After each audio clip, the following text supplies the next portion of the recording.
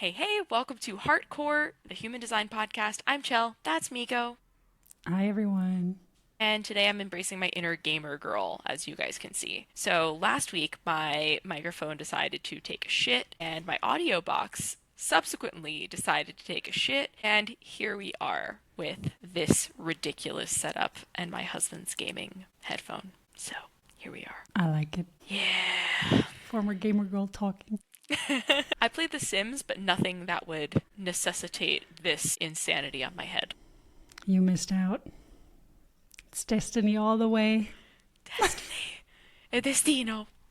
Okay, well, I guess a decent segue into today's topic, talking about incarnation crosses. So, if you've ever wondered if your life has a destined purpose, or if there's something written in the stars for you, or perhaps there's more of a subtle and organic way than you think to be able to achieve that, it may be found in your incarnation cross. But let's demystify it, because I feel like there's so much pressure about living out your purpose as a human. And what it really breaks down to incarnation crosswise is leaning into your strategy and authority. That's what everything I feel like human design wise always comes back to, is the basics. Living out your strategy and your authority within your authority and your design. So please keep that in mind when you are here listening to this episode. So we all want this direction and clarity for our lives, and it is achievable, right? Like, it is out there. We all are here to make an impact on earth, to do something meaningful in our own way, in some way, shape, or form.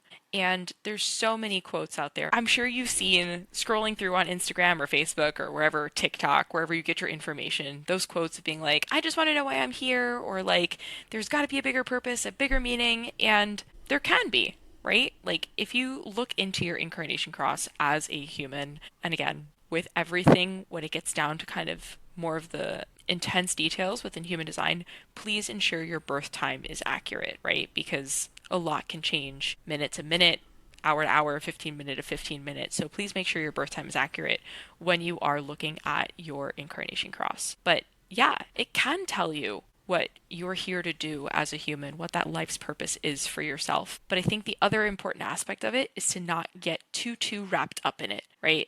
With other ways of looking into yourself or doing that self-discovery, whether it be like Enneagram, Myers-Briggs, things of that nature, I feel like a lot of times people can be like, I'm an INFJ. That is my whole identity. Or I'm a 9 with a 1 wing. That is my whole identity, like Enneagram wise, right?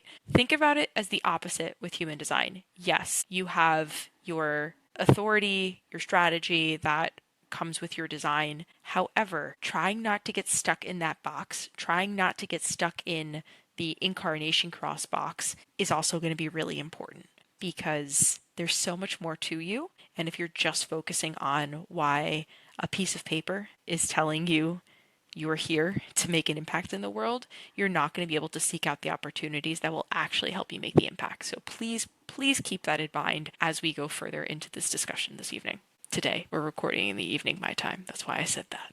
Yeah. So we're recording in the morning, my time. So after this introduction of Celestina, let's take a look at where you can actually find your incarnation cross. And for today, we are showing you an example chart. The 14th Dalai Lama. We thought that was very fitting when it came to incarnation crosses, because he's the reincarnation of the Dalai Lama. So where you find your incarnation cross is your personality sun, your personality earth, and your design sun and design earth. If you're then looking at the mandala, so the mandala is a round thing around the human design body graph, you can see that the personality, well, this is the design sun, but the personality sun is always opposite the personality earth, and the design sun is always opposite the design earth. So it creates this cross, which is why it is the incarnation cross. And there is a book which is called the Book of Destiny, I think, if I remember correctly.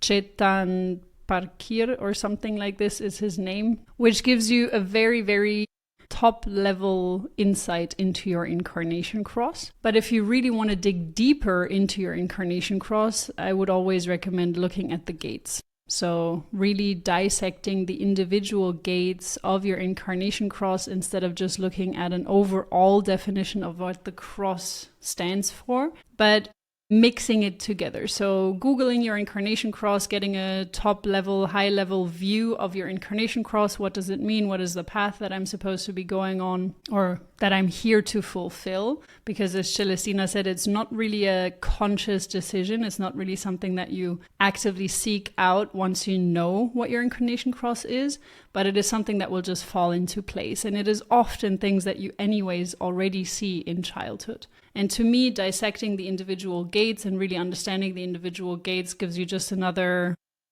insight into what it is you're here to do. And in order to do that, I personally use the gene keys because it gives you a great insight into what are your shadows, what are your gifts, and what is the siddhi of the gate. It's very rare to be able to reach the siddhi because it's a form of enlightenment, but it gives you a great insight into what the different stages are. And I personally can very much relate to my specifically or especially the personality side of things, because this is conscious. And when I look back at my childhood or my teenage years, I was definitely living out the shadow aspect of my personality, sun and earth, I would say. So once you've figured out what the gates are and you've taken a deep dive into these aspects, you can also always look at the Incarnation Cross name. And don't get freaked out by these names because they're sometimes really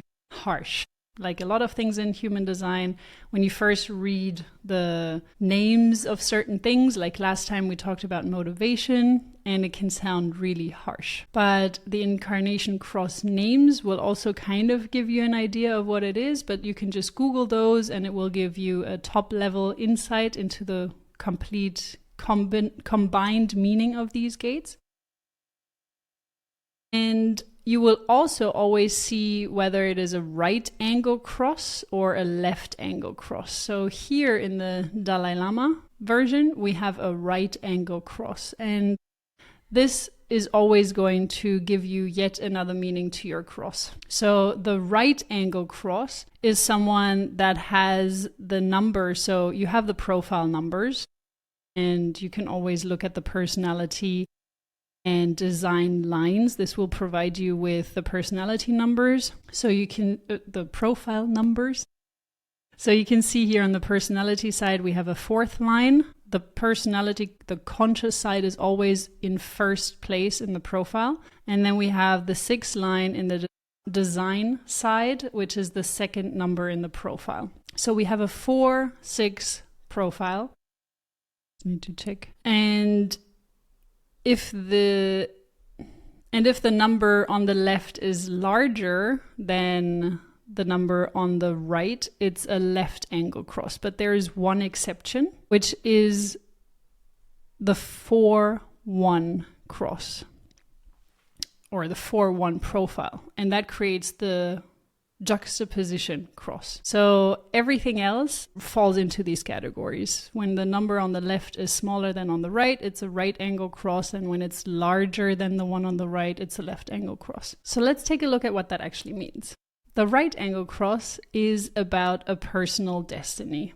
And that means that there are usually not a lot of karmic things that you're encountering in life, if any. So it's really about your own personal journey, and it's about you doing you, basically. You're really here to live out your full potential, to live as authentically as you can, and to doing that by following your strategy and authority. And you're not as easily influenced by other people around you. So it always depends on the rest of your design, of course, because as you can see here, the Dalai Lama has an undefined G center, for example. So his environment is super important. The people that are surrounding him are very important to how he may show up. But as a destiny, as a life path, it's him that needs to stand in the foreground. It is what does he need to do for himself to follow his path. So that is the right angle cross. Now we're going to go towards the juxtaposition cross. So with the juxtaposition cross, as Miko mentioned earlier, only the 4-1 profile can have this. And the 4-1 profile is super rare. Only like 2.7-ish% of the population has a 4-1 profile. So the chances of having a juxtaposition cross is pretty slim, on top of the variety of different juxtaposition angle crosses that there are. So keep that in mind. Again, please take into account your birth time very accurately when looking at your human design and your incarnation cross. So the juxtaposition cross has these fixed geometry themes, very focused, very static themes. So rather than it just being about yourself, there's a bit more nuance to it. So you're not here to roam, you're here to hold a frequency in place. And this cross is kind of like a genetic lock in the sense of it being a stabilizing node of life. So it's not going to be about karma, but a static theme of presence throughout one's life. And think of it as holding a pattern that ensures continuity, and you're not going to really be here to change, but to embody a theme fully. Miko, anything else you want to add? Yeah, just that when you have a juxtaposition individual in front of you, they are very fixed. They're very, very, very fixed in who they are. And they're not here to change and be molded and to adapt to the people around them. They are usually the ones that are pulling other people into their lane. So when you're a juxtaposition cross, it is often your way or the highway. That's kind of how these individuals feel. And that's just natural to you if you're a juxtaposition cross, or if you have someone in your life that is a juxtaposition cross. Don't take it personal. That's just how they are and how they navigate the world. And it's also important because they're the bridge between the left angle and the right angle cross. So the way that it is often explained is that there's an example of being on a playground, playing with the sand and having your little castle that you're building, your sand castle, or other kids are doing other things, and those are the right angle crosses. They are here to play with their own little thing and to build their own little thing. And then you have the juxtaposition crosses, which are kind of navigating in between the left angle and the right angle crosses. The left angle cross is someone that sees, okay, they are doing this, they're doing that, they're doing this. So how can we kind of bring it all together? And the juxtaposition cross is communicating between those two. So they are explaining, okay, this is what the left angle cross wants and this is what the right angle cross wants. So now get along, figure it out. It's also often a bit challenging when you have someone that is a right angle cross and you have someone that is a left angle cross or a juxtaposition cross to really truly understand what you're on about. So because there's just a different type of energy behind it, a different type of karma behind it. Like in the left angle cross, you do have karmic patterns that you're here to resolve, that you're here to work through. You encounter people that are karmically linked to you. So if you don't believe in rebirth, then I don't know how else to explain this to you. But if you do believe in rebirth, then this is a karmic tie, is someone that you've met in the previous life and that is just coming back over and over again until you've figured out what it is you're supposed to learn from it. And this can be connected to yourself. This can also be connected to family members. But here in human design, we're more talking about the self when it comes to karmic connections and working through things. So the left angle cross is really here. Yes, you're also here to be your authentic self, but the people that enter your life have a bigger impact on you. So I feel like if a right angle cross is in a relationship with someone, they're not going to shift their life or change their life as drastically as a left angle cross. So depending on who you're with, is a left angle cross will really dramatically change your life. It can go into a completely different direction, whereas the right angle cross often has a tendency to be less pulled towards a completely different direction. Anything else you would like to add to that? Dude, so much. Oh my God. With you saying that, I was actually thinking about this the other day. I was like, dude, what if I didn't meet David like a decade ago? Because we're both left angle crosses, respectively. And I was like, dude, my life would look so different. And you saying this now, like, makes so much more sense to, like, tie it all in.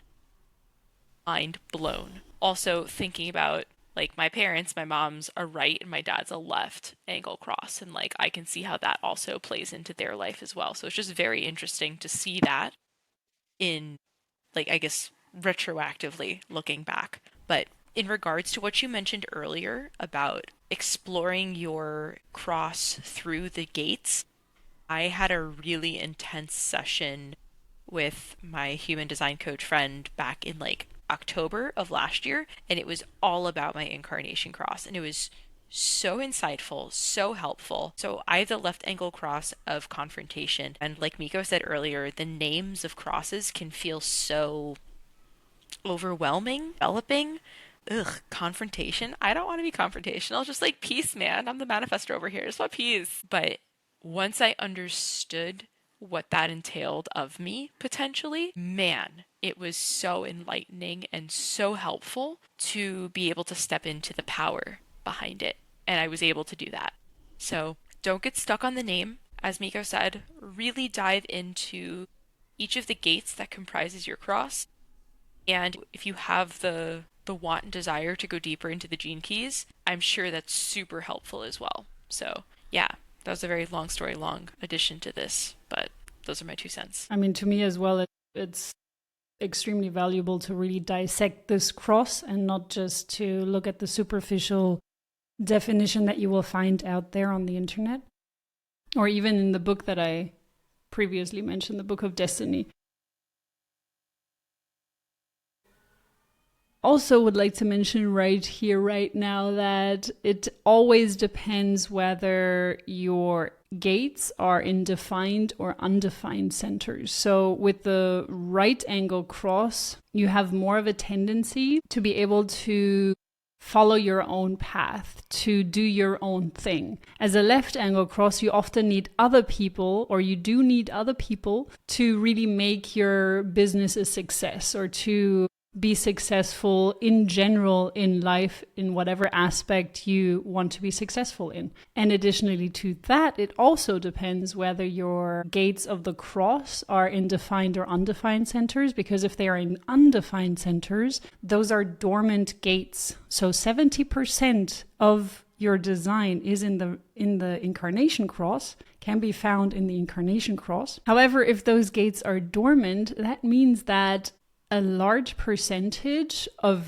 your design, if all 4 gates are dormant, then it's 70% of your design that is dormant and can only be activated through certain transitions of the planets or other people coming into your life. So as you can see, again, in human design, just looking at one tiny little aspect can be very limiting. So you need to look at the whole chart, at the whole all the aspects, not just the gates, but also the lines. They also provide you with insights. And then if you go into color tones and bases, like for example, the Dalai Lama in his conscious earth and conscious sun, it's all 4s. So his theme, his 4th line theme, 4th color, 4th tone, 4th base is extremely important. And you can already understand how crucial connecting with people is for him. Having a network of people, and you can see this, I just watched a documentary about Buddhism and science, and he brings people in. He wants to connect Buddhism and science. Every monk that is studying under him is also studying physics, and I didn't know that. I found that super interesting. And you can see how important this 4th line. So when you're talking about the 4th line, whether you're talking color, tone, or base, or just line or profile, you will just understand, okay, networking, having a close connection to certain people, bringing them in. And he has a podcast where he brings in these scientists. Yeah, it's really fascinating. So he brings in these scientists and he talks to them about it, and he asks them questions, and he wants to dive deeper and really understand about what do particles do?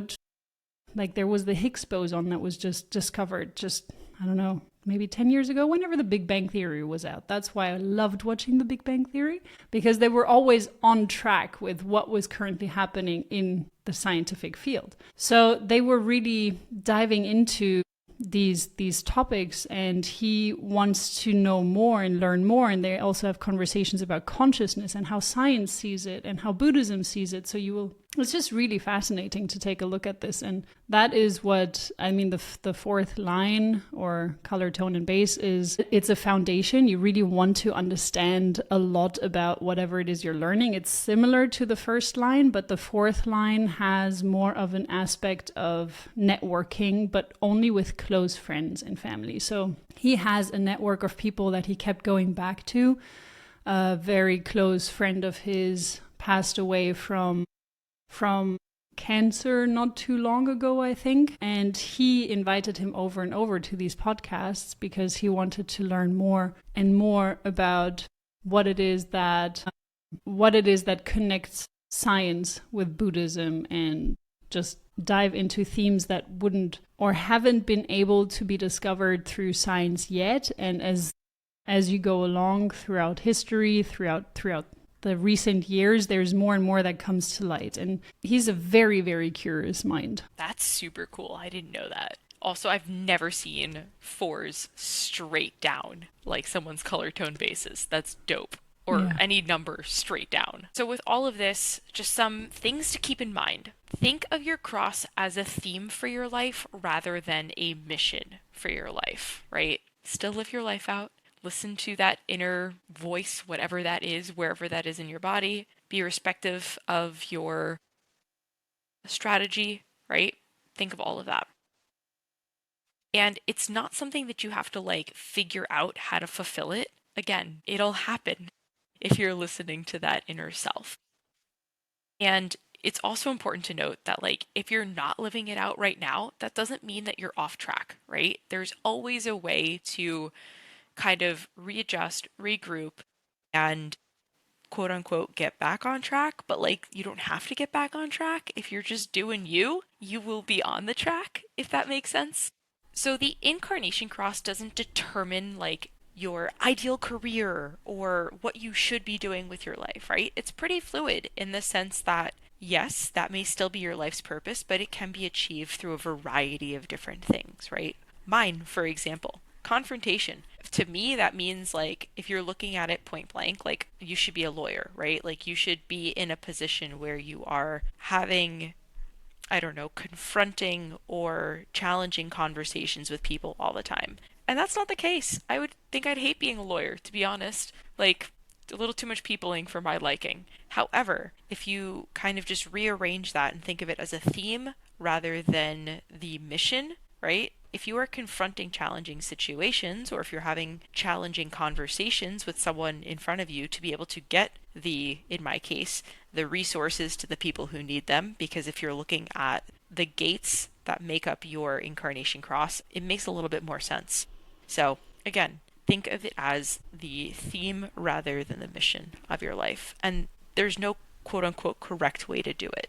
There's not one job out there for you. Rather than getting stuck in this box, think of it as an opportunity to be able to explore. Yeah, absolutely. And this is kind of where it comes in again to, first of all, look at the full design. And second of all, to go into the gates. So when you're looking, as this example shows, with the Dalai Lama, we have gate 38, 39 that are in the defined route, which is, however, unconsciously defined through the 360 channel. In the whole essence of things, it still works because he has the definition within himself. So he's aware of the 39, 38, and he's also able to express it. And that means that he has this fighting for the right thing energy in his root. This is what is defined in his conscious earth, and that means that it is something that is grounding to him. So if he has a mission, when he knows, okay, this is what I want to fight for, and he does, you can see that, but it could be any type of mission. So this is what I mean, that it is very, very fluid in what it is you do. because he is currently just trying to really bridge the gap between science and Buddhism and spirituality. And that is a big mission of him. He wants to show that both can coexist, both can be right, both can be wrong as well, potentially. But he wants to create proof for more rational thinking individuals that there is a lot of insights in also the ancient texts and the wisdom that you can gain through downloading things, through getting the inspiration from the Akashic records, for example, or the quantum field, and other people are doing it through science. And so his 38 is fighting for the right cause, but also when you look at the fourth line, it's investigation. So it's really about analyzing and investigating what works, what doesn't work, and provoking people on the other side. And he doesn't do it in a mean way, but it can be seen as provocation by certain individuals that he's trying to do something that is very different, it's very new, and he will only be able to connect with the right kind of individuals that are right for him. The other ones are going to really feel provoked by him and are going to just step away from him. So this is his personality, where he needs to feel grounded in fighting for the right things, and he's also going to break barriers, step into new territory by provoking other people, because that's just part of the deal when you have this 38-39 situation over there, which I can relate to very well. On the other hand, we have 48 in his design Earth, which is in the undefined spleen. So this is a dormant gate, and the 21 first gate is in a defined ego. It's consciously defined, the ego and the emotional solar plexus. So he's someone that is aware of, or most likely aware of, having to take his time before making decisions. And you can also see it when he's talking to the people. He takes it in, and he takes some time, and he most of the time doesn't really react to it and share his own opinion. He often just digests it, waits for it, and he needs to do that because he's a triple split definition as well. So the information that he takes in needs to be digested and needs time to gain clarity. So the only part of his incarnation cross that is not consistently defined or active in his chart is the 48th gate. And that is about really understanding what are my skills, which skills am I developing, and continuously working on it, continuously just working on your skills. And because he's missing the 16th gate, there are only certain times where he can really share these informations, these skills that he has at the right time. He can't consistently live out his gifts, but the great thing about him is that when he's in a big group of people, which he often is, when he's speaking in front of an audience, when he's doing these podcasts, they're always in a huge room full of people. So he does then receive the 16th gate from someone, I'm sure. So, or defined spleen in this case. And the 21st gate is this being able to provide the right resources, as Celestina very well knows. So having this kind of incarnation cross, you can see that there is going to be a theme of provocation in a certain way, of breaking barriers. There is this, I want to fight for the right thing. I'm going to stand up for the things that matter. And he does that by connecting science and Buddhism. He's also got this, I'm going to provide the resources. And he does that by bringing these scientists together and by collecting all the information that he can for his disciples. I don't know if you call monks disciples, but the people that are being trained by him in the Buddhist centers that he has. And then you also have the 48th gate, which is really about just continuously accumulating and honing in on your gifts, on your skills. So you can see, yes, that's what he does. And so I'm sure that he naturally just follows his strategy and inner authority. And that's why it's falling into place. He also has the wet kitchen. I had to look at it. wet kitchen environments. And in the documentary, you could also see him, how he was so fascinated when he was in the middle of these laboratories or of these factories where ingredients are coming together. And this was he had so many questions during this time. He was just like a little kid, super curious. And yeah, you can see that we don't have the exact birth time. It was a rectification, but I feel like this fits so well for him. He thrives in these situations. So yeah, I think this is a great little insight into incarnation crosses and how you can use it, how you can gain deeper insights into it, and how you can just go with the flow and not be fixed in, I need to be a doctor, I need to be a teacher, I need to be a lawyer, I need to be this, because it can be applied to so many different things. But there are certain inherent skills that you have inside of you that are going to help you depending on which direction you're going into. Yeah, so some thoughts to leave you guys with. Don't force the cross. No, I'm saying don't force it. Remember to use your strategy and authority. And listen, right? Remember to listen internally. So we invite you guys to answer in the comments, in the areas below, what is your cross? And are there any patterns that you've seen in your life that maybe this episode was like, whoa, I didn't realize that was connected to that, or whatever. Like I had that moment earlier. So share it with us below, start that conversation, and talk to you guys next week. Bye, everyone. Ciao. Heart to core, the human design.